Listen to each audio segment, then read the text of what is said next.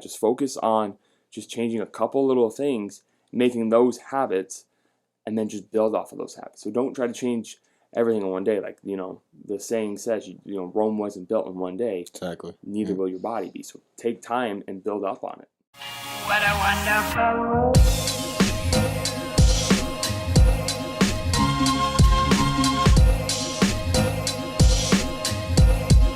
What a wonderful world.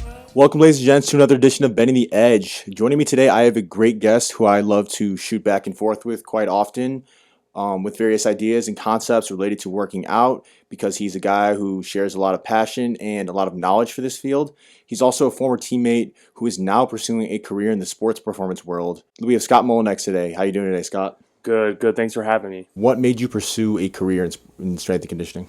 Yeah, so this started for me junior year of high school. I wanted to get better for football. Like, that was my goal. I always knew I wanted to play college football. So I wanted to play linebacker. Like, that was the position that I played. And so I wanted to gain weight to, I guess, fit the mold. And I actually remember, like, Andrew Luck was, like, my guy, and he was 230 pounds. And I was like, okay, well, I got to get up to 230 pounds. So I did, but, listening to my strength coach and not knowing anything about, like, nutrition and, recovery and all these different kinds of things, I began just eating everything in sight, like Pop-Tarts, Gatorades, milkshakes, like everything and anything possible. It was just not good food. Like, I would get 2 lunches and it'd be whatever they had for lunch. So, and then putting on a bunch of weight, not good weight. It was not, performing weight. Like, it was not weight that I should have been put on. And I got a little self-conscious about that. So I ended up losing weight, but I didn't lose it in, I guess, the best way that I should have. And then when I got into college, and I began to see the discrepancies between myself and the other athletes. Even at Grand Valley, being a Division II program, we have a lot of Division I talent, a lot of phenomenal athletes.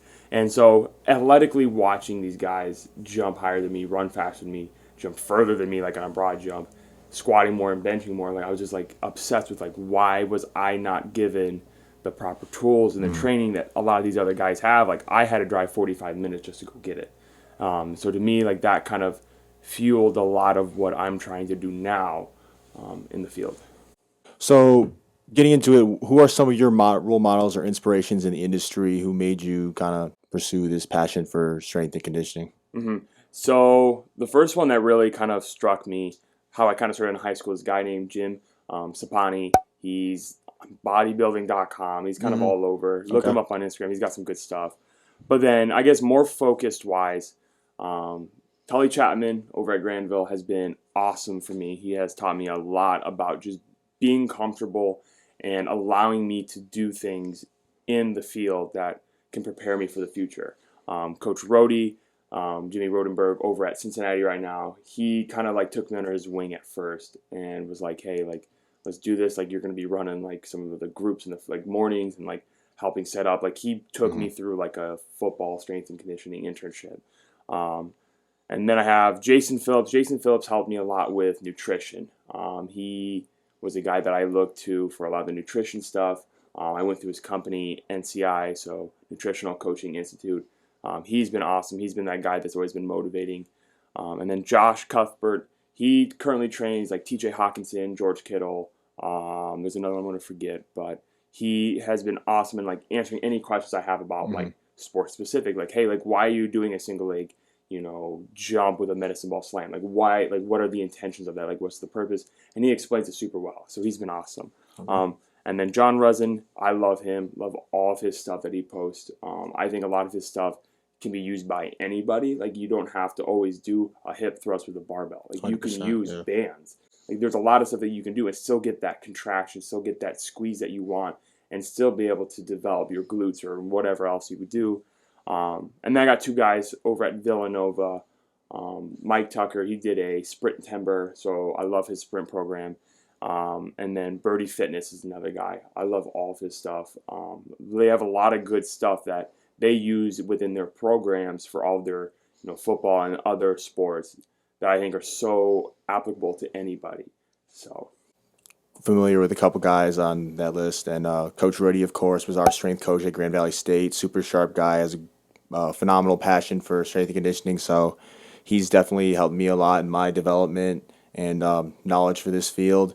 And then, of course, you said John Bruson. He's guy I follow on Instagram. He's super sharp too. Has a lot of good insight and great, unique, creative lifts and variations, and a lot of great just insight and reasoning behind like why he does everything. And just similar guy to that.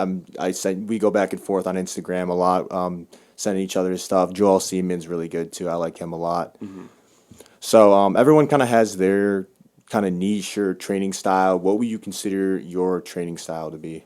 So I've tried everything. I really love training athletically. So what I mean by that is I love like moving the bar fast. I love focusing on like, okay, like on my core lifts, like if I'm doing a bench press, like I want to move the bar fast, but I still want to push up the weight. I'm not so worried about bar speed when it comes to my bench and my squat. I mean, those are important. Right. But when it comes to like power clean and snatches, like I'm just trying to move the weight fast.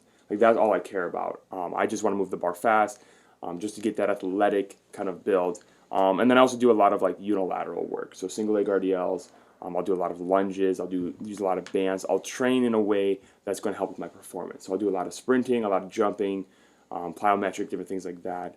And then I've also kind of gotten into a lot of Olympic lifting. I've really enjoyed Olympic lifting. So that's kind of just like snatches, cleans, and jerks. I've actually enjoyed doing a lot of those. And I like the way that they kind of can propel onto the field. You can see, I guess, you getting faster, jumping higher because of doing it. You don't necessarily need to do it like that. That's just personally how I like to work on explosive movements. For myself, just kind of why I'm chiming in on all these topics. I haven't taken any classes or any practice outside of training myself, but I'm trying to be a sports agent, and then hopefully one day, if I'm successful enough at that, I also want to maybe open up a gym and then maybe get into work with Scott. Like that's something we've talked about potentially down the line. So this is definitely something I'm also passionate about. I just more of like a side thing to me. Getting into the industry, strength and conditioning, fitness as a whole, what would you consider, Scott, to be some of the biggest misconceptions in the industry? So I guess starting out, like I think a lot of times I have two different approaches to this. So I have like the strength and conditioning coach. So a lot of guys, when they see a strength and conditioning coach, they always assume it's just the guy that's just like, oh, I'm just making a workout, that's it.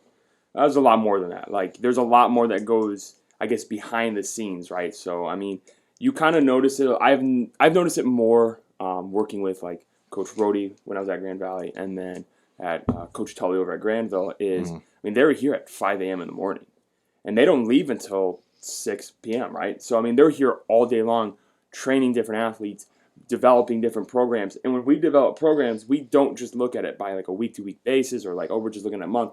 Like we're looking at the entire year. We might not have specific plans, but we have an idea of like what the progression is going to be like. Okay, so we got guys coming in the offseason. This is what we're going to have them do. We have them coming in the summer, like different things like that. So there's a lot more that goes into it.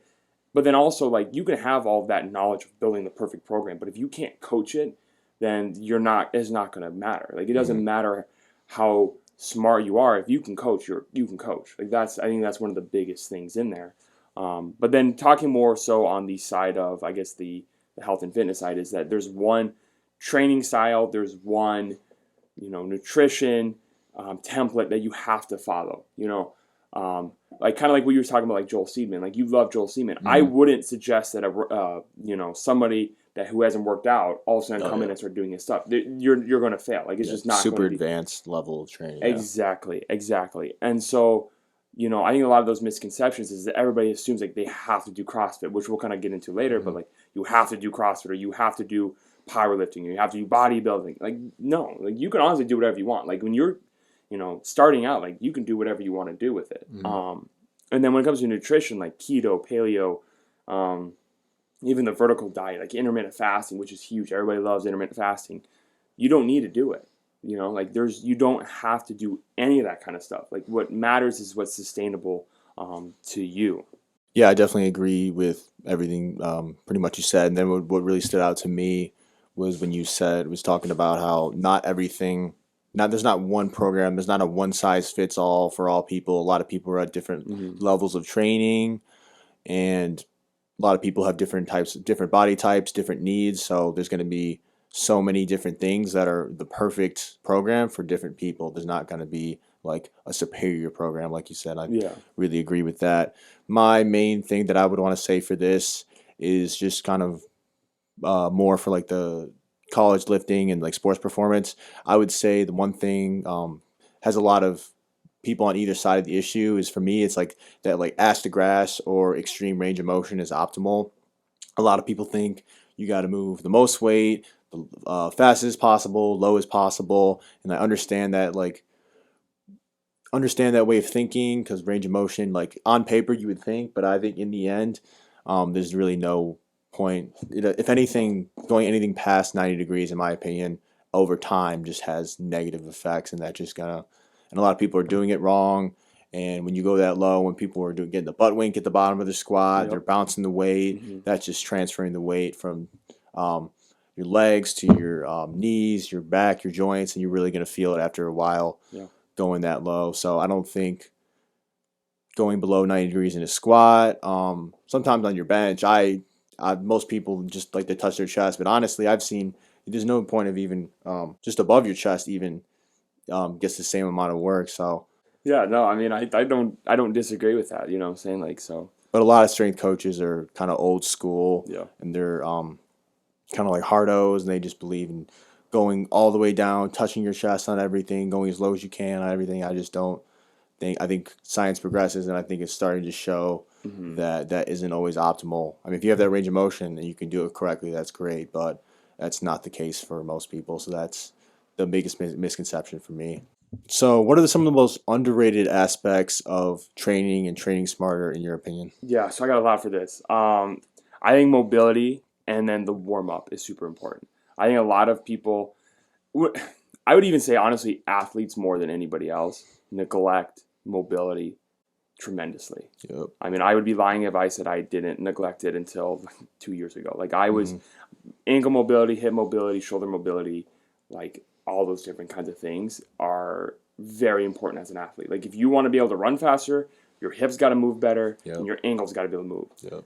You can look at a bunch of kids, especially over at, like, I mean, I'm over at Grandville right now. I think a lot of them have very poor ankle mobility, especially males. Males are, females have a better, like, they're more flexible, they're more mobile than males are. It's just the way their anatomy, their body works, different things like that. So when you go and, like, watch a female lift, like, you're going to see it, they're actually too flexible, which is, you don't want that. Like, you want them to beef up, get a little bit more muscle on them, versus a male that's like, okay, dude, like, you really need to work on your mobility. And then kind of going into the warm-up, how many people do you see go into a gym and then just hop into bench press, maybe swing their arms a little bit, like stretch out, like do like more of a static stretch? That's not warming your body up for anything. That's just saying you're telling your body, hey man, like, let's just loosen up. You don't want your body loose. You want your body tight and ready to roll. Like, primed. Exactly. You want to prime your body. So I think that's a very big statement that, like, needs to be, like, you need to prime your body for whatever movements you have. So a good way to look at it is like, okay, like, let's say you have an upper body day. Well, I want to prime my upper body then. If I got like a bench press, and then like I got like a bent over row, throwing some push-ups in your warm-up, throwing some medicine ball chest slams into the wall. You can do it into the ground. You can throw a medicine ball. Get your body moving a little bit more for the movements that you're going to do, right? You want to have a movement that's going to you can do like a full movement that's going to warm up your core body temperature. You want to get a movement that's going to stabilize your shoulders, right? So like a yoga push-up's a great way to stabilize your shoulder joints, but also still get you loosened up and ready to roll.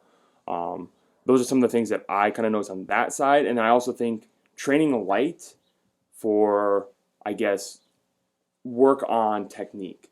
So I think a lot of people, like, there's two sides of the spectrum. There's the guy that's going to go 10 sets of 10, and then there's going to be the guy that's going to go, like, 10 sets of 1. You can go in the middle and do, like, a 5 sets of 8, but focus just on form. Like, there's nothing wrong with going to the gym and saying, I'm not going to max out today, or I'm not going to push my body to the limit. I'm just going to go down there, and I'm going to work on this. I mean, this could be where you could work on, like, an ass to grass squat, or just work on getting to 90 degrees and then coming back up, but having it perfect every single time, right? So if you're squatting, like, getting your toes in the ground, getting your knees out, you don't want your knees caving in. Work on form. Who cares if you're not going to move a lot of weight? Like, at the end of the day, you're going to move a lot better, and you're going to move a lot more weight when you're, have better form. And then a lot of the things that I see too, and I think we'll actually talk about this a little bit more into it, I think sleep is another one that's, I think, super underrated. I mean, I think that's all around collegiately and especially in high school. Like I'll talk to kids and they'll be like, yeah, I got like 4 hours of sleep. I was like, then why are you here? Like there's no reason for you to come to this weight room if you've had 4 hours of sleep. You're stressed out because of homework. Like you're not going to come. I remember when I was at NIU, they made us fill out like a sleep chart, and I think if you had less, I think it was like 5 hours, which is still not a lot. If you had less than 5 hours of sleep, like they wouldn't even let you work out. Yeah, I mean, because you're just going to put your body at risk. Like it's not worth it. And like there's so much that happens when you sleep. Whether it's like your HGH levels are, that's kind of when they're released is when you're sleeping. And so if you know anything about steroids or anything like that, HGH does help with building muscle. So if your body's naturally producing it while you sleep, if you're smart, you would want to do that. The creator of the vertical diet, Stan, I think it's like Effort Dying or something like that, he talks a lot about sleep. And he's really a big proponent of sleep, that he would much rather, I think he's talking about like skipping meals to even, missing a workout just to sleep. Like he was like, you have to go to sleep. Like he's like 10 hours a day kind of guy. Okay. I'm more of like, okay, like if you can get 6, like that's cool. Like 6 is cool. Like, I prefer you to get closer to 8. Yeah, I'm about 7, 8. Yeah, and it's just like there's so much that happens within your body hormone level wise that like you need sleep. Like sleep's super important. Like a lot of people, I think, take that for granted, or they don't even think about it. They're like, oh, it's just sleep. Like I'm just not doing anything. Well, no, stupid. You're doing a lot. Like sleep's a lot. It's super important. And then I guess the supplementation side, but not supplementation as in like creatine, protein powders, all that other stuff. I'm talking about like vitamin D, fish oils, and vitamin C. I think they're all super important. I think everybody should take them. I don't care if you're an athlete or not. Like I think you should take those. Like vitamin D is super important for you, especially here in Michigan or in the Midwest. Like we don't get a lot of sun in the winter. Like our body needs vitamin D for a lot of different things, right? So it keeps your bones stronger.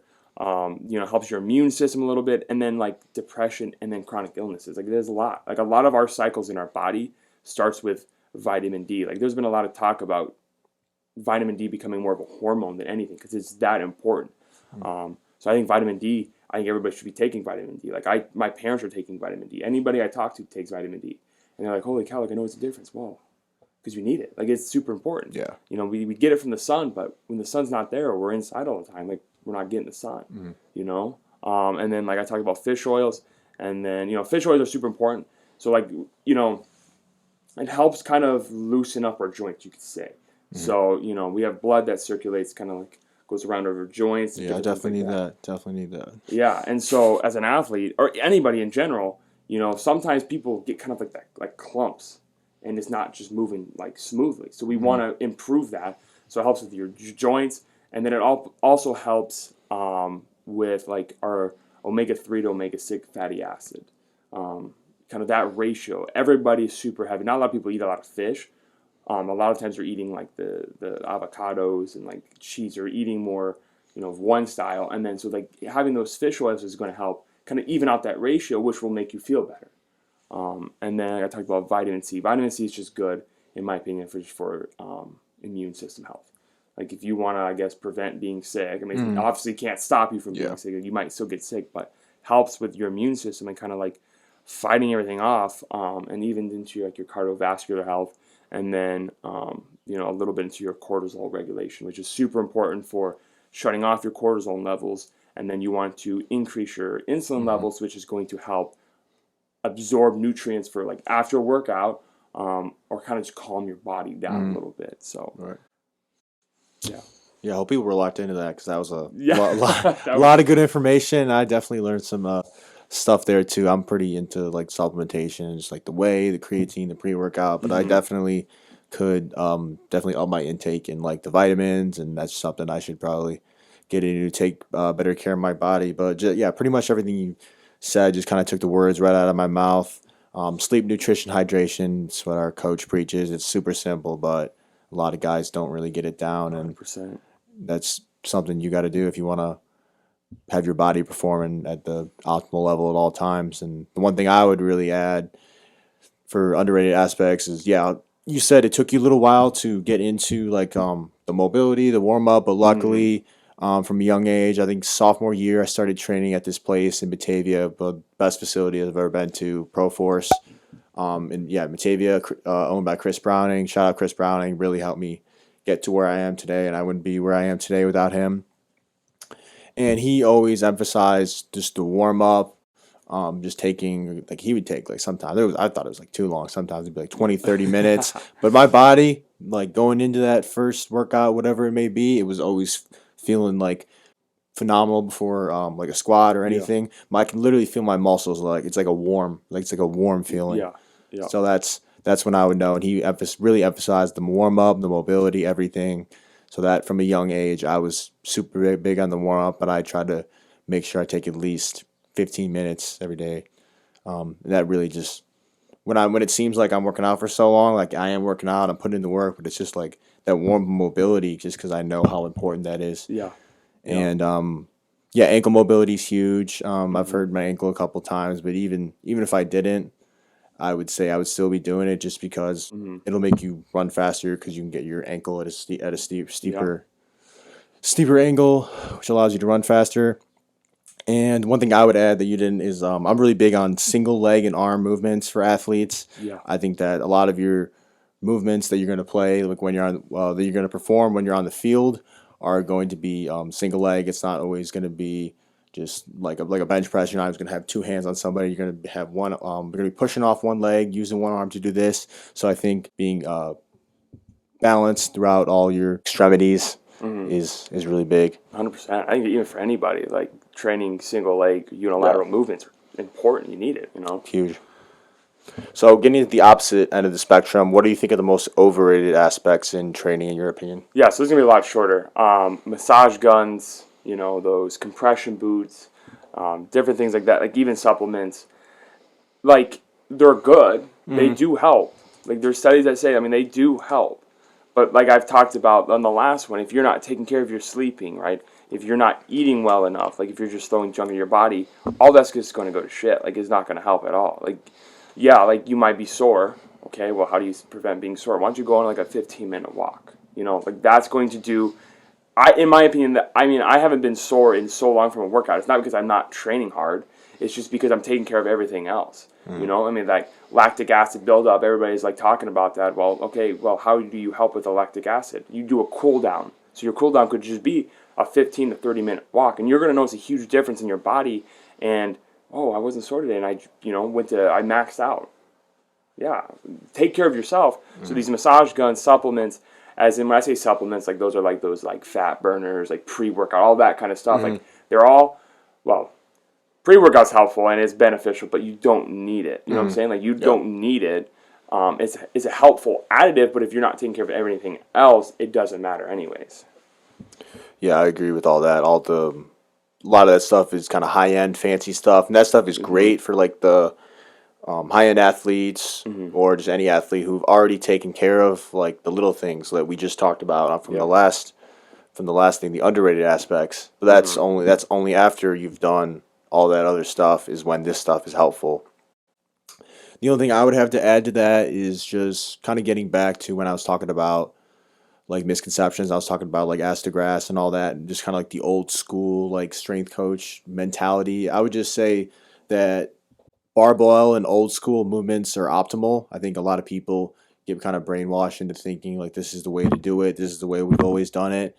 And of course, like barbell and old school like movements, like the squat, bench, deadlift, that's always going to be a part of like a strength and conditioning program. But I think there's other variations that are just as good, if not better, and you have to like incorporate all into that. It's not just, this is just like what you're talking about with training styles. Like there's one right way or anything. And I think a lot of people who don't do their research or don't try out other things and realize, oh, my body feels much better when I do a trap bar deadlift than a straight bar deadlift. Like better variations for people, and that just kind of way of thinking of this is the only right way. This is, I think that's just the wrong way to think. Yeah, I think you're 100% right. Like if you look into how to set up for even a straight bar deadlift, because that's what you're mentioning, it's a lot harder. You have to have a lot more ankle mobility, like we've talked about, shoulder mobility, and then hip mobility to get into a proper form of a deadlift. With a trap bar, yes, you still have to be, you got to have at least a little bit of ankle mobility, but it kind of is easier of a position to get into, and it's more of a neutral position. The risk reward is not optimal, and that's why I think you don't see a lot of D1 to D3, they're not, or definitely on the high end, they're not straight bar deadlifting. Because, No. like you said, the risk to reward, just like the straight bar deadlift's a great lift if you can get it right. But I haven't seen like, I've been to 2 different football weight rooms, only seen probably like 25% of people got like good form. Everyone else is Yeah. probably getting stronger, but also probably messing up their back in the process. What is the number one thing you think college athletes and programs are not doing enough in regards to training? Yeah. I think training the mental athlete is huge. And a lot of times when you talk about this, a lot of them are going to say, pushing them in the weight room, pushing them on like conditioning days. Like, yeah, I mean, that does work, yes. But what about just sitting your athlete down and letting them visualize what they're doing, right? And I know a lot of times if you talk to a lot of these good athletes, like they talk about visualizing them scoring a touchdown, making a sack, Yeah. doing an interception. They visualize it before it happens. That's true stuff. I mean, if you go into a lift, right, and you're like, oh, I'm not going to get this power clean, I'm not going to get this bench, you're not going to get it. You might as well honestly just walk off. Like, you're not going to do it because you're mentally already down. But there's been a lot of research that has shown that, like, our mental or our brain, right, like the stuff that we think, the way we process it, like, it does actually help our performance. So if you go into a lift or you go into a game and you're mentally thinking about it, like, that's going to make a pretty big difference. Like, it helps. I mean, like, all these athletes are trained to run faster, jump higher, be stronger, right? But how many of them are actually taking the time to, like, 20 minutes to just focus on visualizing what we're doing for the day, visualizing your activity, whether it's like you're going in for a lift or you're going into a practice, you're going into a game, visualize it, take time, and it's going to make a huge difference. And then another thing that I think, Just to interject real oh, yeah, quick, yeah, I go just ahead. wanted to add something to Yeah, yeah. visualization. It's funny you say that. I actually read this book. I was listening to a podcast and they suggested I read it just because, like you said, mental. Like it sounds cliche, but like the mental aspect of being an athlete is such a huge part. Yeah. Like there's so many Enormous. performance blocks that great athletes have, and I think visualization is huge. And I forgot, I don't know the exact name of the book. I think it was The Mental Athlete, but I know it was by Kenneth Bond. And I read that book, and it just had a lot of visualization practice, and that's something Yeah. I need to continue to do more as I enter my final season and try to optimize my performance. But I think visualization is just seeing it before it happens is actually going to make you more likely to achieve it, in Yeah. my opinion. Mm-hmm. Just expecting it. Yeah, exactly. Yeah. But then, yeah, going on my next point, like, it's just, I think the nutritional level, so D1s, I think, got it pretty good. I'm not sure about, the FCS level or even, like, the max, because I'm not sure how their nutrition works. I know, like, the big Division ones, like, they cater and they have everything ready to go. I think from anywhere from, like I said, maybe lower Division 1 FCS, like a lot of the smaller schools, to, like, Division 3, and even just hopping to the high school level with this. Everybody talks about nutrition, but how much are they actually doing for it? Are they providing protein bars? Are they providing Gatorade and water? Are they providing fruits? Like, are they providing these foods that they're saying, hey, you need to eat this? Well, what happens if, Johnny, who's a linebacker or whatever, just doesn't know what to eat. Yeah, we might tell them, but why don't we take the middleman out of going to the store and saying, here you go. Here's a sandwich, right? Here's a peanut butter and jelly sandwich for the lift. Eat this an hour, like while you're in meetings before a lift. Yeah. How much are they actually doing to push nutrition forward? You know what I'm saying? Like, how, like, what about making sure that everybody on the team is checking in at the, at Grand Valley Fresh or, at these different facilities and saying, okay, like, I want you here 4 times a day, 3 or 4 times a day, eating foods, and then also I want you guys eating a shake or eating, something after workout, before workout. Because a lot of times, I've talked to a lot of athletes, whether it's, when I was working at Grand Valley or over at Grandville, and sometimes I'll just randomly ask somebody, hey, what have you ate today? Some of them will be like, nothing. I'm like, really? I was like, it's 3 o'clock in the afternoon. You haven't ate a single thing, and now you're coming into a lift expecting to have good results and expecting to wasting your time. Exactly. And that's kind of like what I said. Like, there's a lot more that goes into being a good athlete than just running fast and lifting a lot of weight. So I think nutrition Work doesn't end just when you walk out the door. Exactly. Got that workout in. Exactly. There's a lot more that goes into it. Yeah, so just from my view, I would say mobility. I understand the sense of urgency of strength coaches. They want to get guys as fast as possible, as strong as possible. I get all that, and you can still do all that. But I think if they incorporated mobility, just like 5 minutes more at the beginning, at the end of lifts, I don't know how it is everywhere, but I assume kind of they're not doing enough. From what I've seen, they're not doing enough to kind of look out for their guys and ensure that their mobility is optimal. And I think if you neglect the little things like mobility, you're not really on the surface. Probably you're not going to notice it at first, but I think in the end, the injuries are going to start to add up, and it's going to bite you in the butt, and you're going to feel it as you go throughout your career. Also, another thing we kind of talked about it earlier. You were saying like when you'd like to move the bar fast and clean snatches. I think that's a huge thing. I think how you move the weight is more important than how much weight. Exactly. You're starting to see this more with like the bigger D1s who have a higher budget. Like they're getting more bar speed trackers, and I think that's great and a great resource. But yeah, I think sometimes people are worried about too much. Like, oh, this guy squatted 600 pounds, but like, how did that 600 pounds look versus this guy who squatted like 550, but was like moving that at an extremely quick speed? I think that's going to translate more on the field. Moving less weight at a quicker speed and the quality of the rep is more important 100%. Than strictly just a ton of mass. And just like you said, with taking care of your body, nutrition. Another great thing my trainer, Chris Browning from high school, says: if you want to treat your body like a Ferrari, are you gonna put premium or traditional fuel in it? Like you're gonna put premium fuel in that Ferrari. Exactly. Yeah. 100%. And take care of your body. You only get one of them. Not all of my listeners are athletes, of course. So, how would you suggest someone who is not playing sports to train to maintain health and fitness for the long haul? Yeah. So if your plan, like if you think of it as like a triangle, right?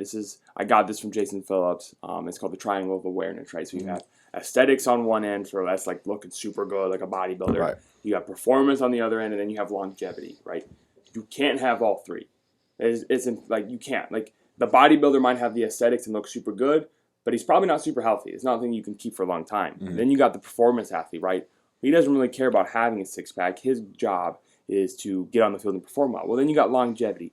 So when you get into like the longevity part of it, right? If I'm looking at somebody, I'm sitting there, there's the physical side, but then there's also the mental side. When you're dealing with that kind of stuff, you shouldn't really have restrictions on what you do when it comes to, I guess, your nutrition, right? So if you get asked to go grab donuts or go to the bar and have a couple drinks, you should do that. That doesn't make you unhealthy because you don't have a six-pack, or it doesn't make you unhealthy because you're going to get a donut or go to the bar. That doesn't make you unhealthy. That's going to treat your mental side, right? But then getting more into it, like focus on, the main compound lift. So that's a squat, a deadlift, like a shoulder press, and I think it might be like bench press, right? So the four main lifts, that's what you want to focus on. Just get good at those. If you go to the gym and you're just focusing on those, and then maybe a couple accessory work. Like you don't have to make it a strenuous workout. Like you see guys on Instagram, like this is another, like a Joel Seedman or like a guy like that. Some of the guys that I follow, like the guys at Villanova, or you could look at guys that are the YouTube influencers or whatever. Right. Their workouts are pretty advanced.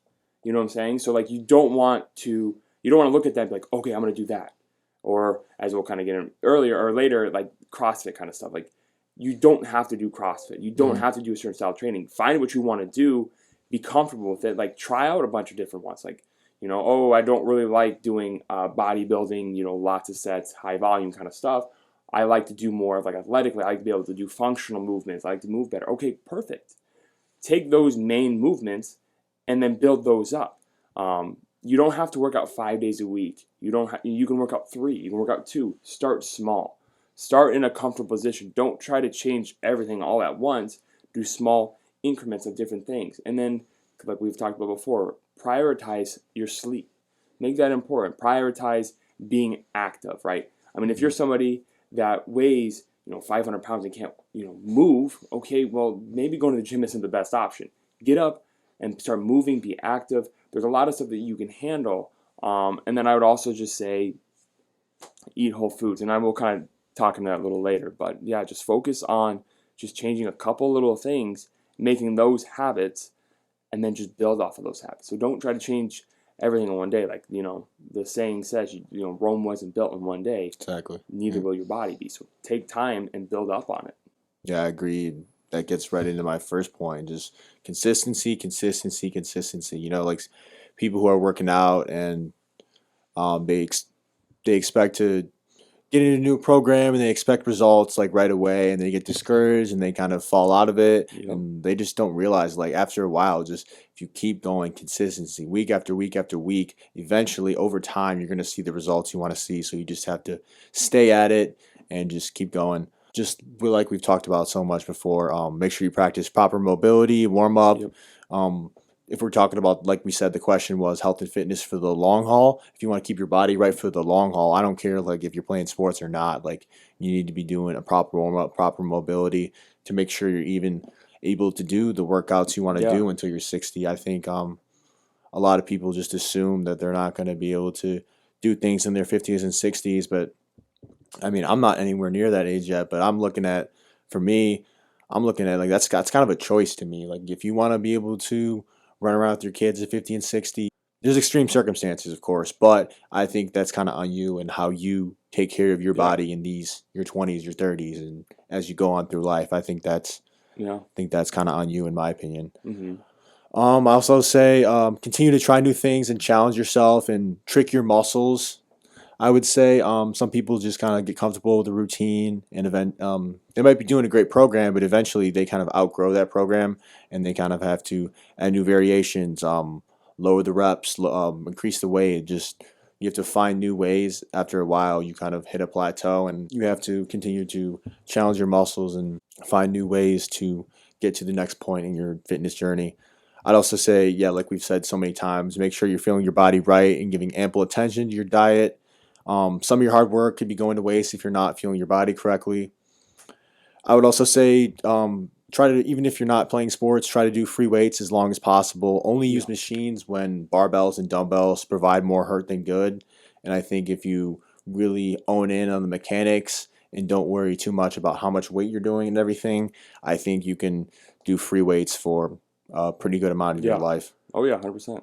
Getting into the next question, if you're starting from scratch, you got someone who's never worked out, doesn't have much experience, how would you approach training that person? Like, what would you suggest to them? So this is kind of like one of those it depends questions. So I'm gonna kind of put him on blast because he's my brother. So like someone like my brother, he was trying to lose some weight, and his goals weren't necessarily to get in the gym and be bigger, faster, stronger. I mean, I definitely encouraged him to do that, but it wasn't his choice. He didn't want to work out. So for him, I was just like, hey, dude, just get out and walk. Like, that's it. Just get out and walk, focus on eating, and there's other little things that we got into. I don't want to go on a huge, long tangent of what I did with him, but, focusing on, okay, what do they like to do? Make their hobby, that's their active goal, right?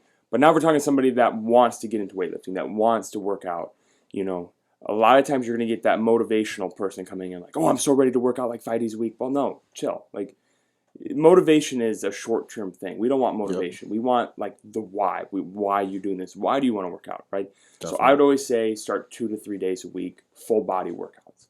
Nothing crazy, low volume. Just get used to those movements like I've said before and perfect those movements and increase those movements and slowly start increasing the volume, the amount of sets, the amount of reps you do, stuff like that. And then I would also say just dial in your nutrition. And what I mean by that is switch to more whole foods, right? But that doesn't mean like if you're somebody that eats McDonald's three of those meals, don't all of a sudden just stop eating McDonald's. I mean, I'd like you to, but it's not sustainable. Like you're going to jump off the bandwagon and get back on it. So what I always like to say is if you're eating 3 meals a day, make one of those meals a salad and then add some fruit in there, drink lots of water, and then veggies, right?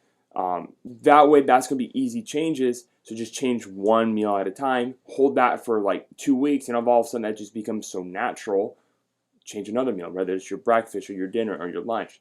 Change it up, and then get sleep. Get lots of sleep. We've talked about it. I don't need to really go more into it. Just sleep. It's good for you. It helps.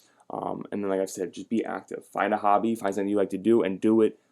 Whether it's a walk, I love going on walks. I go on probably about an hour walk every single day, whether it's on the treadmill or a beautiful day like today. Like I'm going to go outside, I'm going to go for a walk, listen to a podcast, listen to audiobooks, listen to music. Just have that time to like just gather your thoughts, but it's also getting you active. So, yeah, I think that's a lot of great information and a great blueprint for anyone who's pretty unexperienced or just getting into working out. I would say repeating what we've pretty much already said throughout this podcast.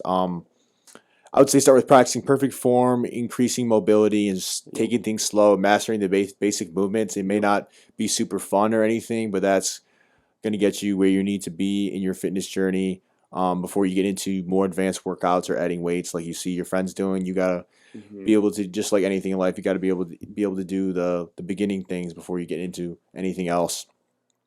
I'd also say don't give up. You're going to go through a period of suffering. Your body's going to hurt, and things are not going to be looking too well for you. But that's just where you experience the most growth and change your body, and you just have to push past that point in order to get where you want to be. And just like I said, consistency is everything. Like anything in life, nothing's going to come overnight.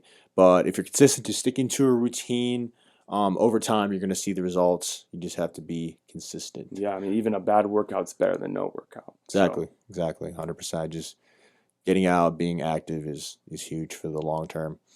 And just because you do the same workouts as this person, like Instagram, we're going to talk about this in a bit. Just because you do the same workouts as this person you follow on social media, doesn't mean you're going to look like them. There's a lot that goes into them just beyond that workout. There's angles, lighting, editing from the picture. You don't know what diet they're getting into, like Scott's been talking about a lot. There's also genetics. Like no matter, even if you do the same workout, do all the same angles, lighting, editing, you eat the same food they do. At the end of the day, their genetics are different than yours, and you're never gonna look exactly the same, even if you do everything that they do. Mm-hmm.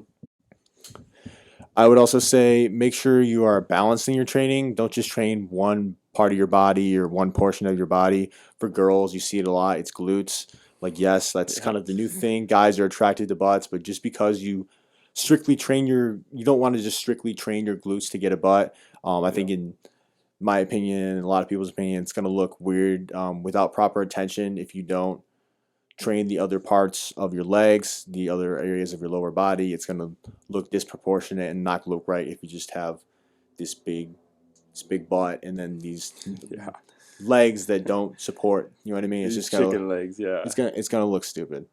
And also you have to work on compound lifts. Treat your other leg muscles with respect as well. You see girls just want to do like the hip thrusts, and all these like super isolating glute movements, and those are great and all, but that's after you do like a squat, which is going to train all the other leg muscles, you train your core, all this other stuff, instead of just a super isolating movement, which is good, but not as good as some of these other compound lifts like a squat, a deadlift, and all that. 100%. And then getting into the guys, I would say arms and chest are like the ones they super focus on. Legs are important, but that's a whole other story. I'm going to advocate for training legs, of course, the day I die, but you're not really going to get that message across to all guys. But the thing I think you can get across to them, to guys who just like to train strictly arm and chest, I would say you got to train your posterior chain, the upper back, the lats, the delts. They're neglected too much, and it's going to make you look so much more, just like we talked about with the girls and the butt, the glutes. It's going to look so much more proportionate if you train your upper back, delts, your lats in proportion to your arms and your chest, and it's going to look stupid if you're just kind of like overflating your biceps. I think you're 100% right. With the girls training the glutes, like you always hear that, like they want to get toned, they want to they have a bigger butt. Okay, well if you want to get a bigger butt, deadlift and squat.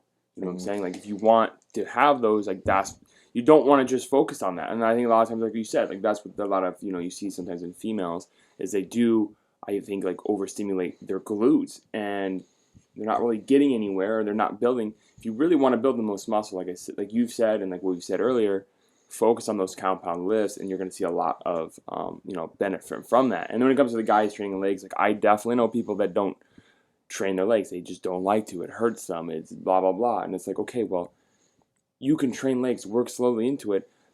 So when you train legs, your body produces more testosterone. Like dudes, that's what you guys want. You guys want more testosterone. Trust me, right? There's a lot of good things come from testosterone, so you want that. So train them. You're going to get stronger overall from training legs. I performed Squattober over the month of October. I got strong and bigger overall, and I was squatting 5 days a week, and I mean there was chest and back stuff in there, but it wasn't the main focus. And I got huge and I got strong from just squatting. So there's a lot of benefit to doing squatting. So like guys, train your legs. Like, let's just do it. Mhm. Don't be that dude that's at the gym just always doing chest days. It's not international chest day every single day. So you see today, there's such an uprise, and more than ever, there's more pressure to be healthy, be fit, and that's great and all. And you're seeing an uprise in Instagram fitness, but there are pros and cons to that. What are your thoughts on some of the pros? Let's start with the pros. Actually, Yeah, what are some of the pros you think of this uprise in fitness and Instagram fitness? Yeah, actually, I really like this question, and this is kind of another reason why I've kind of gotten more into, I guess, the nutritional side of it. This is why I've started working with a lot of people on the nutritional side. Like I have a couple clients that I've been working with for a couple months now, and it's because I think now it's better when it comes to the amount of content that's produced. Like you're not seeing a lot of people that are pushing for keto, pushing for paleo, pushing for this diet, that diet, that diet. I think you've seen a lot of intermittent fasting coming up. Mm-hmm. And, there's studies that come out that say they have a lot of benefits to them, but there's also a lot of studies that come out that, just normally eating, right? So calories in versus calorie out. So I think there's a lot of good content being produced that's more of like, do what you want to do, whether it comes to training and nutrition, and you're going to see results. Like, as long as you're sticking to the foundations of like whole foods, progressive overload kind of stuff, you're just doing that, like you're going to see benefits in your body. Like that's just what it is, and your health overall. So. Yeah, I think more than ever, I think it's really good in today's day and age to promote fitness and wellness. There's more pressure than ever to be in shape. I think when I was growing up, I don't really remember like health and fitness being this big at all. Like girls, it was just 100%. kind of all about being skinny, and guys, it was a little important to get in the weight room, but it really wasn't that big of a deal as it is now. Um, like people, I think another great part of it is people don't have to go to the gym, like YouTube or Google, to get fitness advice anymore. It's like right in front of them on the apps that so many people our age and Yeah. our generation spend so much time on, like Instagram, TikTok. It's right in front of their face, and it's just so easy and accessible for them to get some like decent fitness advice. Getting into the some of the bad stuff, what are some of the cons you think that this uprise has provided? Yeah, so like right off the bat, like V-Shred. I don't know if you probably have heard of V-Shred if you've ever. A little bit, yeah. So they're always on like these stupid like ads and stuff like that. So if you, V-Shred is stupid. I'm just gonna say that. It's like this pill that you're supposed to take, and it's supposed to like speed up your metabolism Okay. and do all these different things. It's stupid. It wastes your money. Their program wasted money. Like, don't do it. So, anyways, but more into more stuff that involves it. Nowadays, there's been the like button on Instagram has become, it doesn't have as much, I guess, weight in like power and the like, oh, like this person's super famous. It's now becoming the save button. Yeah. If you save something, like that is becoming more substantial than the like. And so what I think you're starting to see is a lot of like fitness guys post stuff to get those saves. You're seeing a lot of these like fitness coaches, these guys like Joel Seedman. They're gonna post a lot of stuff that looks super cool because they want people to save it. Or even honestly, anybody in general will do that, and that's what they're doing. They're trying to get that their post to be saved, and I think sometimes that's producing content that not everybody needs to see. And like we've talked about before, like something like Joel Seedman, that's advanced stuff. Like that's super advanced stuff. That's not just for the average Joe Blow that's coming off the couch to also go do a 5-second eccentric. Like that's going to absolutely tear them up, a lot of injury. So I think you're seeing a lot of that. Like you don't really need all of those fancy gadgets when you're starting out. Like if you're just starting out, like you don't need to, you can look at Joel Seedman, look what he's doing and like it. Or you can look at, like all these other fitness guys, and you don't have to do what they're doing, right? They're just doing it for like the likes and the shares. They're also doing it to produce. Like Joel posts a lot of articles, so it's not. I'm not trying to deny him. He's posts a lot of good articles. Even like John Rustin. We've talked about him. He had a lot of his stuff too. Like you don't need to do everything that he has to say. Like a lot of what he's producing all this stuff to get articles posted, studies or whatever, but also to get that save button used. And I think, if we can kind of like, okay, like look at it, watch it, and you can still save it, it doesn't matter, but say, okay, like I want to focus on building a foundation, right?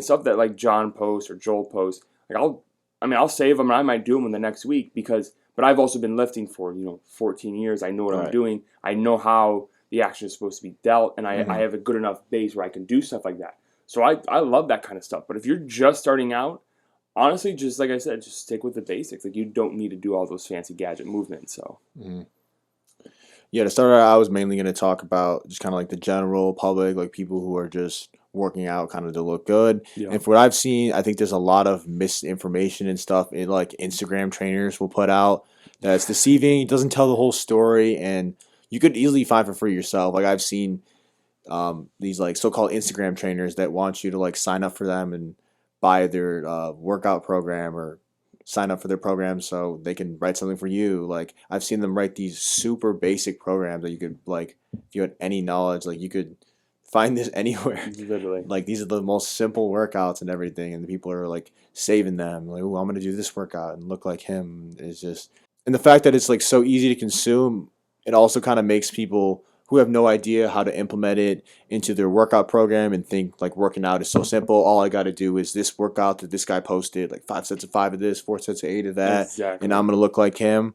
Exactly. When in reality, if you really want to get the knowledge, it's like there's a reason it's so short is because you're not really getting the full story. Like you have to, if you really want to, most people don't want to do this, but if you really want to know how to do these workouts right, implement these workouts into your program, see what's right for you, like you're gonna have to do some research. You're gonna have to read some articles to get the full story. You know what I mean?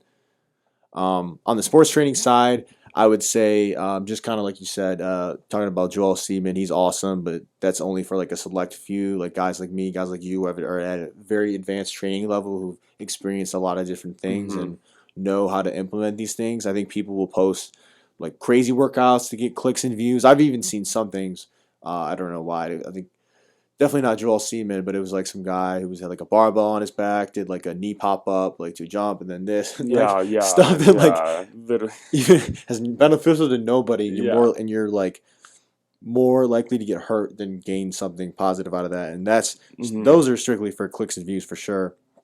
And then some people who might not know what they're talking about, kids who might be coming up in training for sports might think this is how I should train, when like the majority of the movements are actually pretty basic, and the stuff you see and the stuff they post is just kind of get their brand up, become more popular. But that's only, but those movements they're posting are just only for like a select few. Those are at like such a small fraction of what they really do. Yeah, but I mean, like, kind of going off of that, like we've talked about Joel Seaman a lot.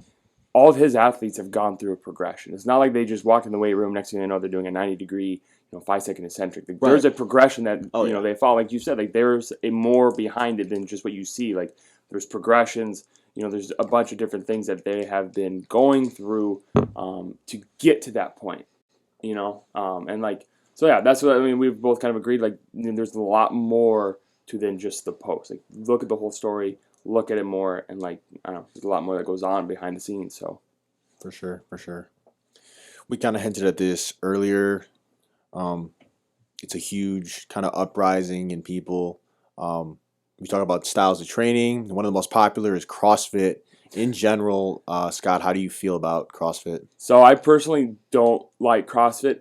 I wouldn't say I hate CrossFit because they have, I think, brought females into the lifting game, and they have kind of brought back like squats and like deadlifts and things like that. So they have brought that, but where I kind of is a lot of it is it's like, oh, Karen from HR was doing CrossFit, she lost like 20 pounds. Right. I'm gonna go do CrossFit. Well, CrossFit might not be for you. Like we've always talked about, like it might not be the perfect thing.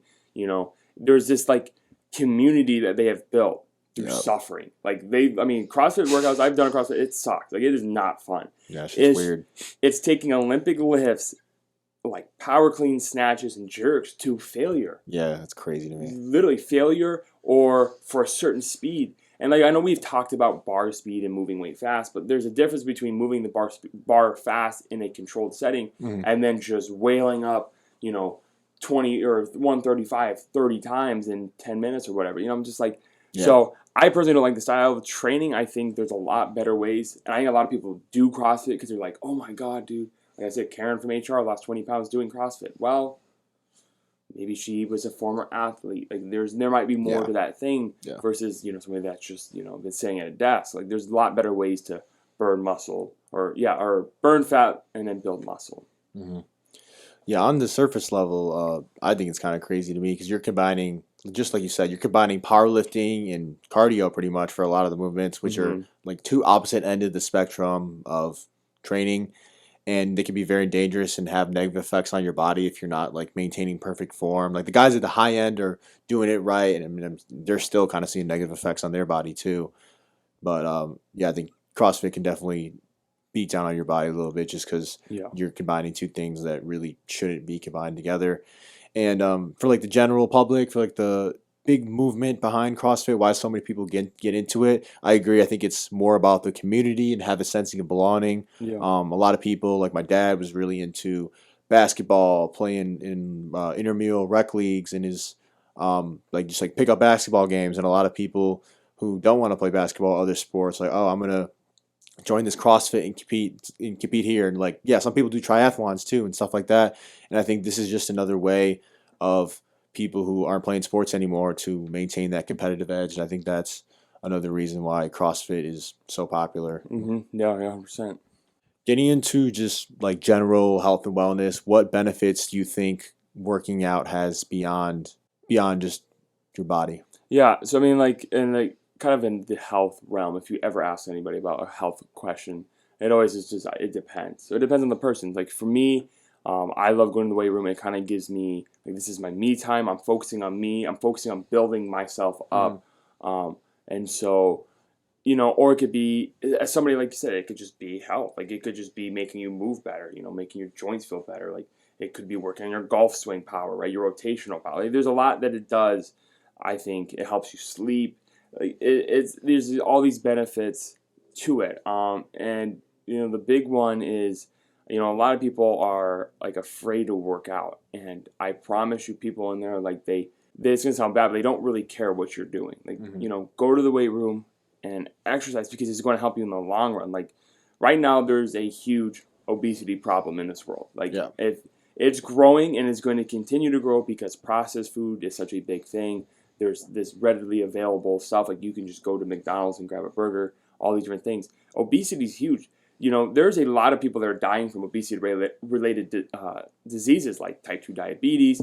There's cardiovascular problems, right? There's all these different things, sleep apnea, breathing. They're just becoming so unhealthy that they're dying. Like, and I get it, COVID's this huge thing, and I understand that. And my biggest thing is like, there's other things too that we have to worry about. Obesity is one of them. Like people are dying from obesity-related diseases, and the vaccine for that is whole foods, eating good. I mean, like I said, you don't have to have abs to be healthy, but then exercising, being active. I don't understand why there isn't being more done about the obesity problem because we're seeing it rise and we're continuing to see it rise and we're continuing to see deaths happen. And I think we really need to focus on that. But yeah, I mean, there's a lot of benefits to working out. Like you can help your sleep. It can help you breathe. It can help you move better. There's a lot of better, things than just getting bigger and stronger. You feel better, and it's just what it is. It releases, serotonin, the feel-good neurotransmitter. So yeah, I think that was a lot of great advice. I would say for me, I understand some people are extremely busy. I don't know all people's schedules, but in my opinion, if you got to find at least 45 minutes to an hour multiple times a week dedicated to working out, it's going to have an overall net positive effect on like all other aspects of your life. You're going to, just like you said, stress relief is huge. It's going to improve your confidence. It's going to increase your energy. You're going to be happier.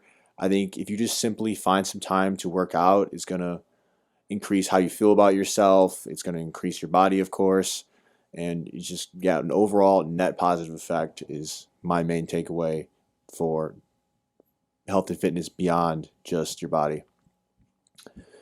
So kind of the last question here, a common thing you see so many people ask is, what is the best advice for someone who wants to lose body fat? So if you want to lose body fat, you have to build muscle.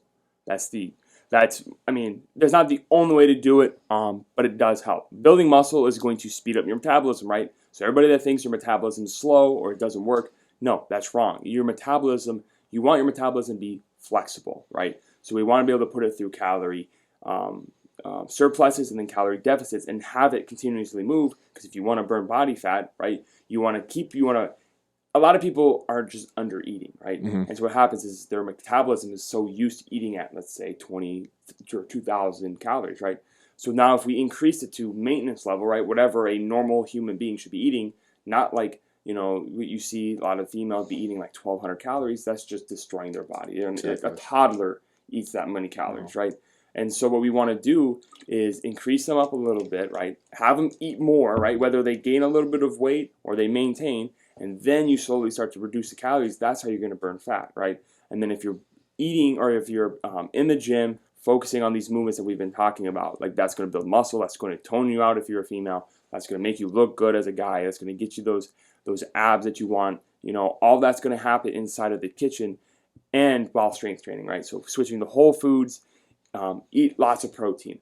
Protein is the hardest substance for your body to digest. When your body is, I don't know if you've ever ate a huge meal of protein or anything and just started sweating, it's because your body's working so hard to burn it.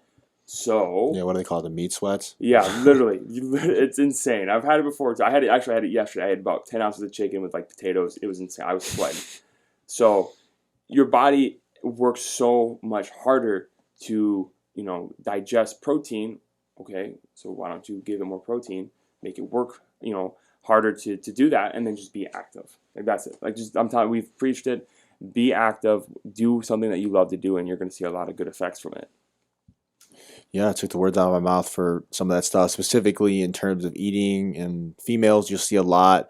They'll kind of focus on just eating less and less and think that's the Yeah. way to lose body fat. And I always say, like, starving yourself, you're gonna eat into you can possibly eat into your muscle before it eats into fat, Exactly. and that's not what you want at all. Don't worry too much about starving yourself. Focus on eating lots of good and natural foods, like Scott said.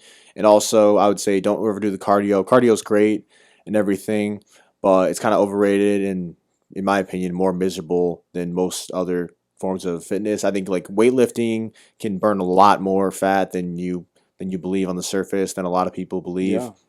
Swimming, high intensity training is another big thing that can also be a great cardio and can also be super beneficial. So I think don't overdo the cardio. Don't worry too much about starving yourself is the main thing. And then just focus on eating lots of good food. You don't have to Mhm. worry about only eating this much. I think if you eat a lot of food, but make it a lot of good food, I think you're going to be a lot healthier and have less body fat in the process. 100%. All right, Scott, I really enjoyed having you on today. Would be doing you a disservice. Allow the audience to follow you on any platform. So where would you want to be followed if the audience wants to catch up with you? Yeah. So my Instagram is Scott_Mullenix, SCOTT_MULLENIX. I don't have a Twitter, but Instagram. I'm starting to get into a little bit of posting more, health information about sleep, nutrition, and even just working out in general. Follow me on there. I try. I don't post a lot. I know I need to post more, but that's definitely the plug for my Instagram. So. All right, shoot him a follow and DM him if you got any questions. Yeah, 100%. DM me if you got any questions. I'm not as much of an expert as he is, but I'm sure I can help you out if I can in whatever it is related to health, fitness, nutrition that I can. And until next time, that's all we got, folks.